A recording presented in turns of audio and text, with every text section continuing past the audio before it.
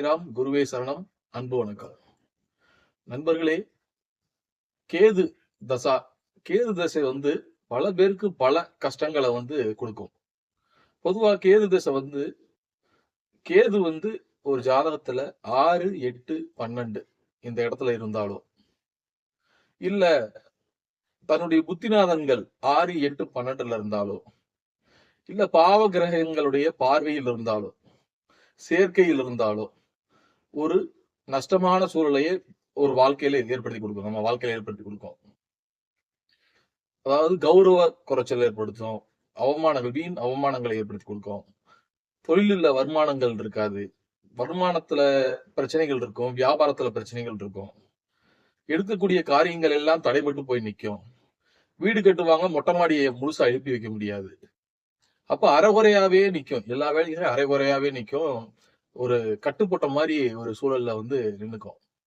அப்ப இதை சரி செய்யறதுக்கு என்ன செய்யலாம் அப்படின்னு பாத்தீங்கன்னா, ஒரு 3 தேங்காய் வாங்கிக்கணும். கேது திசை என்ன புத்தி வேணாலும் இருக்கட்டும். உங்களுக்கு பிரச்சனையா இருக்குது, சங்கடங்களா இருக்குது, வேலை கிடைக்கல, வருமானம் வரல, வீட்டுல பிரச்சனை இருக்குது அப்படின்னு உங்களுக்கு தெரிஞ்சிருச்சு அப்படின்னாலே போதும்.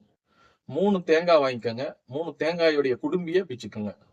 சரிங்களா? பிச்சுக்கிட்டு அந்த குடும்பி பிக்கிறப்ப என்ன பண்ணணும்னா, உங்களுடைய பிரார்த்தனை என்னவோ அதை வேண்டிக்கிட்டே பிக்கணும். அந்த குடும்பிய, தேங்காவுடைய குடும்பிய ஒவ்வொரு குடும்பியா பிக்கணும். முதல்ல ஒரு குடும்பிய, தேங்காய் குடும்பிய பிக்கணும். அடுத்து அப்படி 3 தேங்காயும் பிச்சதுக்கு அப்புறம் அதை கொஞ்சம் கொண்டு போய் ஒரு விநாயகர் கோயில், முச்சந்தியில் இருக்கக்கூடிய விநாயகர் கோயில் கொண்டு போகணும்.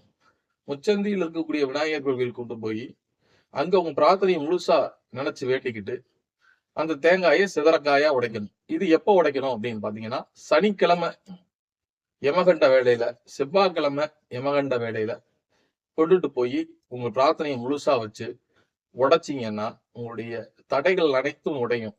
தொழில் சார்ந்த விஷயங்கள்ல, பொருளாதாரம் சார்ந்த விஷயங்கள்ல, கௌரவம் சார்ந்த விஷயங்கள்ல அவமானம் ஏற்படக்கூடிய சூழல்களை உருவாக்கி கொடுக்கும்.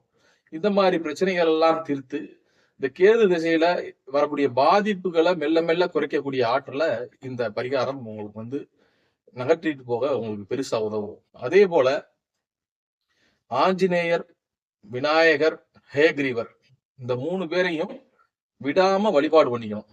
உங்க வீட்டு பக்கத்துல ஒரு ஆஞ்சநேயர் கோயில் இருக்கா, விநாயகர் கோயில் இருக்கா, அதுக்கு அபிஷேக பொருட்கள் வாங்கி கொடுங்க. அதை வாங்கி கொடுக்கும்போது கேது திசையினால வரக்கூடிய பாதிப்புகள் மிகப்பெரிய அளவுல குறையும். சின்ன குழந்தைய படிப்புல தடுமாறுவாங்க. கேது திசை நடக்கிறப்ப படிப்புல தடுமாற்றம் ஏற்படும். அதாவது ஞானக்காரகனா இருந்தாலும் கேது இருந்தாலும் படிப்பு சார்ந்த விஷயங்கள்ல கொஞ்சம் தடுமாற்றத்தையும், வாய் பேசக்கூடிய தன்மையில கொஞ்சம் குளறுபடியும் பண்ணி கொடுப்பாரு. அப்ப கேது ஒரு ஒரு இன்டர்வியூ போறாங்க அப்படின்னா இவங்க பேச்ச சரியா எடுத்துக்காத சூழலை ஏற்படுத்தி கொடுத்துருவார் கேது. அப்ப ஹயக்கிரீவரை அந்த காலகட்டங்கள்ல குழந்தை பேரா இருக்கவங்க ஹயக்கிரீவரை பிடிச்சுக்கணும். ஒரு தொழில் சார்ந்த விஷயங்கள்ல தடையா இருக்குது கேது திசையில அப்படின்னா ஆஞ்சநேயரை பிடிச்சுக்கணும். ஒரு குடும்பத்துல ஒற்றுமை இல்ல, சொல்லக்கூடிய காரகங்கள்லாம் ஒரே விரயமா ஆகுது, பிரச்சனையா இருக்குது அப்படின்னா விநாயகரை பிடிச்சுக்கணும்.